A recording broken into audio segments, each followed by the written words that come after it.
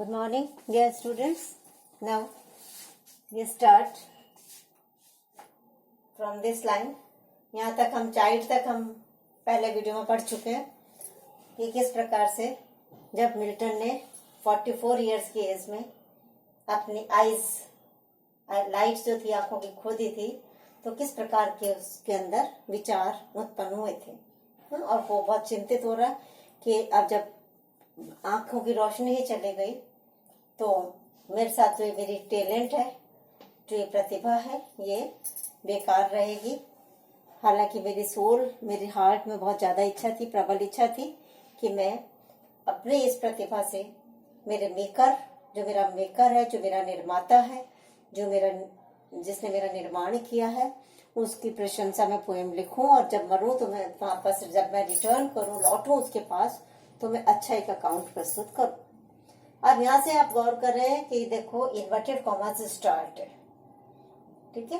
Inverted commas में वो अपने आप से पूछता है, ये तो उसके विचार आए थे कि डथ का मतलब होता है डज गॉड एग्जैक्ट मतलब डिमांड, क्या ईश्वर मांग करता है डे लेबर के दिन की रोशनी में जो काम किया जाता है, लाइट डिनाइट, ये एल भी दो बार है, एलिटरेशन है। तो लेबर का मतलब मेहनत, श्रम, दिन में रोशनी के समय जो श्रम किया जाता है, एक ऐसे व्यक्ति से जिसे कि लाइट, रोशनी, डिनाइड मतलब कि रिफ्यूज, मतलब कि जो उस व्यक्ति को लाइट से ही वंचित कर दिया गया है। लाइट कौन सी? आंखों की लाइट, मतलब कि the person who is deprived of his I site, वह व्यक्ति जिसे कि आंखों की रोशनी से ही वंचित कर दिया गया है, क्या ऐसे व्यक्ति से भी ईश्वर डे लेबर की मांग करता है? ईश्वर को पता नहीं कि उसकी आंखों की रोशनी नहीं है ना, कि वो लिख ही नहीं सकता, फिर ईश्वर कैसे मांगेगा? तो ये उसके अंदर फॉन्डली का मतलब होता है फूलिशली, मतलब फूलिशली एक क्वेश्चन उसके दिमाग में आया।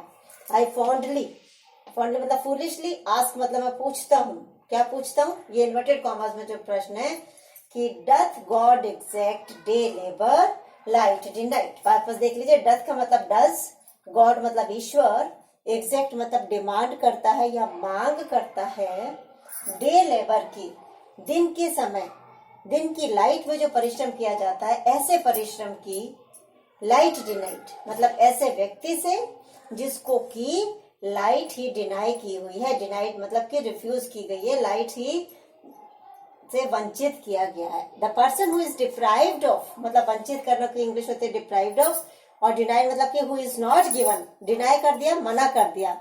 मना क्या कर दिया? लाइट। जिस व्यक्ति को ईश्वर ने लाइट ही, आंखों की लाइट देने से ही मना कर दिया है, मतलब कि जो व्यक्ति को ब्लाइंड बना दिया, the person who is blind, the person who is not given the light of his eyes, जिस व्यक्ति को आंखों की रोशनी ही नहीं दी गई है, क्या ऐसे व्यक्ति से भी ईश्वर डे लेबर की मांग करेगा? मांग करता है। आई फॉन्डली आस्क, कह रहा है कि मैं मूर्खता से अपने आप से ये प्रश्न पूछता हूं। But patience to prevent that murmur soon replies. अब यहाँ पर पेशेंस जो है वो कह रहा है रिप्लाई करती है। पेशेंस क्या होता है? धैर्य। धैर्य कोई व्यक्ति नहीं होता, धैर्य एक एब्स्ट्रैक्ट क्वालिटी है, एब्स्ट्रैक्ट नाउन है। और इसको चूंकि कवि ने धैर्य को एक व्यक्ति के रूप में देखा है, एक व्यक्ति की तरह से वो रिप्लाई कर रहा है, इसलिए ऐसी जगह पर हम कहते हैं कि कवि ने personification figure of speech use की गई है। पर्सोनिफिकेशन क्या होता है?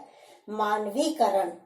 मानवीकरण क्या होता है कि जब कोई जड़ पदार्थ या लाइफलेस थिंग या एब्स्ट्रैक्ट आइडियाज, जो कि एब्स्ट्रैक्ट होते हैं, हमें दिखते नहीं है, केवल भाव में ही रहते हैं, जैसे पेशेंस हो गया, एंगर हो गया ना, तो इस प्रकार के जो भाव हैं, उनको जब मनुष्यों की दृष्टि के, मनुष्यों की तरह देखा जाता है या मनुष्यों की तरह ट्रीट किया जाता है, तब हम कहते हैं कि पर्सोनिफिकेशन यूज किया है, या कहते हैं वो चीज इज पर्सोनिफाइड। जैसे यहाँ पे हम कहेंगे कि patience is personified.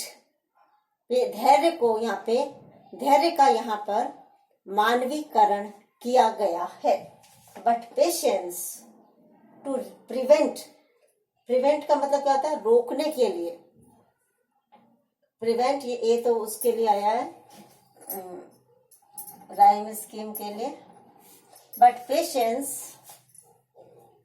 To prevent that murmur, murmur मतलब ग्रम्बल, जो बड़बड़ाहट उसके अंदर हो रही थी कि क्या ईश्वर ऐसे व्यक्ति से भी आंखों काम मांगेगा जिसको कि आंखों में रोशनी नहीं दी गई है। ये जो अंदर उसके उधेड़ बुन हो रही थी, जो बड़बड़ाहट हो रही थी उसके हृदय में, उस मर्मर को, उस ग्रम्बल को, ठीक है, उस कंप्लेनिंग साउंड को प्रिवेंट मतलब स्टॉप करने के लिए, रोकने के लिए पेशेंस जो थी, सून मतलब शीघ्र ही, रिप्लाईज, रिप्लाई करना, आंसर देना। तो पेशेंस ने उसके हृदय में उठने वाली बड़बड़ाहट को, मरमर को रोकने के लिए शीघ्र ही जवाब दिया। अब पेशेंस ने जो जवाब दिया है ये भी इन्वर्टेड कॉमर्स में, यहाँ पे मिल्टन ने अपने आप से जो प्रश्न पूछा था वह भी इन्वर्टेड कॉमर्स में था, और अब जो यहाँ पेशेंस उसको जवाब दे रही है वो भी यहाँ पे इन्वर्टेड कॉमर्स में है। और पेशेंस उसको धैर्यवंत, क्योंकि पेशेंस है ही धैर्य, धैर्य उसको क्या जवाब देता है कि God doth not need either man's work or his own gifts.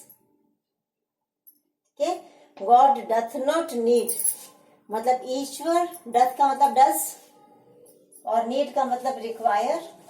ईश्वर को जरूरत नहीं है आइदर या तो मैन के कार्य की और हिज ओन गिफ्ट्स या उसके खुद के गिफ्ट्स, टैलेंट्स की। क्योंकि जो टैलेंट होता है वो क्या होता है? वो ईश्वर का गिफ्ट होता है जो वो मनुष्यों को, अलग अलग मनुष्यों को दे करके भेजता है इस दुनिया में। तो कह रहा है कि ईश्वर जो है उसको न तो किसी मनुष्य के कार्य की आवश्यकता है, न ही वो वापस मांगता है कि लाओ मैंने वो गिफ्ट तुम्हें दिया था वो मुझे रिटर्न करो, वापस दो या मुझे उसका हिसाब दो। तो धैर्य उसको शांति से, तसल्ली से समझाता है कि गॉड तो बहुत बड़ा है, गॉड इज ऑलमाइटी। ऑलमाइटी मतलब ऑल पावरफुल। ईश्वर तो बहुत सर्वशक्तिमान है और उसको कैसे छोटे छोटे व्यक्तियों की कार्य की कोई आवश्यकता नहीं है। तो God doth not need either man's work, न तो ईश्वर को मनुष्य के कार्य की आवश्यकता है और हिज ओन गिफ्ट्स, न ही उसको अपने स्वयं के गिफ्ट या टैलेंट की जरूरत है। Who best bear his mild yoke they serve him best. तो वो क्या कहती है पेशेंस उसको कि वो व्यक्ति जो, हु मतलब जो, बेस्ट बियर, यहाँ पे फिर बी साउंड दो बार है, एलिटरेशन है यहाँ पे, बेस्ट